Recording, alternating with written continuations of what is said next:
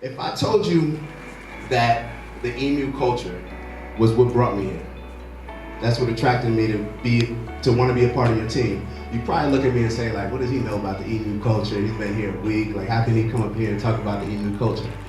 I can remember about probably a year and a couple months ago, I sat down with Anthony. We were just eating lunch, catching up, and this is around the time that I was starting my new job as striker.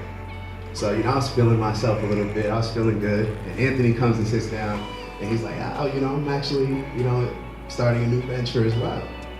So I said, he's telling me about it. He's telling me about EMU. I'm like, that's the bird. I'm like, what is that? So he's telling me about everything. And Anthony, if you know Anthony, hopefully everybody gets a chance to, speak with Anthony. But Anthony's the type of guy where it doesn't matter the situation. It could be the worst situation in the world. He's gonna make it sound good.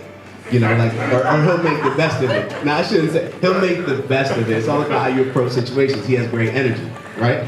So I was kind of sitting there, I'm like, it sounds good. And every time after that, whether we were hitting baseballs, anything, every time we met, he kept talking. He had that same excitement that he had the first time. So I started to think, and I was like, you know what, I gotta check this out. I want to come by the facility. I worked right in Westchester in the Bronx. I said, one day I'll pop by Queens. So Anthony had already, showed me what the place looked like and showed me the offices and everything. So I pull into the parking lot, and first thing I'm doing, I'm looking, and I'm like, this looks a little different than the pictures that he sent me. So he sent me all the renovations. He sent me what the building was gonna look like. So initially I'm like, all right, he got one on me. And then I go inside, and I see the inside, I'm like, this is a little bit different. But I was like, all right, cool.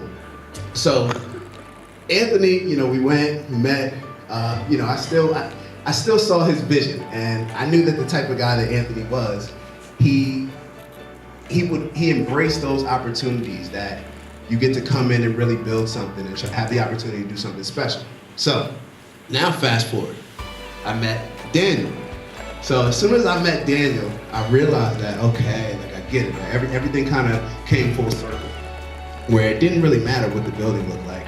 I saw the vision, and I saw the opportunity, and I really felt something special. And even though I was still working with Stryker, in the back of my head, I'm thinking like, yeah, I need to get over here with these guys. Like, I need to see what they're doing. And it was more so just because it was such a special opportunity to really build something. And it reminded me of, we're talking about culture. So it reminded me of a movie, not that part, but has anybody ever seen Remember the Titans? Yeah. Okay, so there's a part in that movie where Bertier, the captain of the team, tells Julius, he says Julius made a play, but it's kind of like a selfish play. It wasn't like the best play for the team, and he's calling him selfish, and Julius responds with one of my favorite lines in the movie, and he says, attitude reflects leadership, Captain. Everybody remember that? Yep. So attitude reflects leadership. Julius was telling Bertier that, you're accusing me of being selfish, but it really comes from the top down. Like your attitude is the one that we're gonna follow. And that's what I mean when I say I fell in love with the EMU culture. That's what brought me here. Because talking to Anthony all those times, and then finally meeting Daniel, I saw the vision. And I knew what type of guys, I was loving the conversation. I knew what type of guy Anthony was, and I just embraced it. And I embraced the special opportunity that it